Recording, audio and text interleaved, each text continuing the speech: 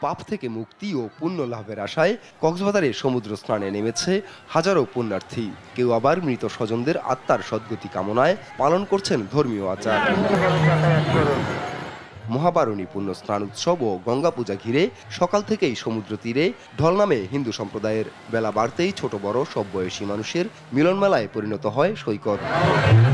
মতুয়াদের তীর্থভূমি গোপালগঞ্জের কাশিয়ানীর ওরাকান্দি ঠাকুরবাড়িতে চলছে স্নান উৎসব ও মহাবারণী মেলা।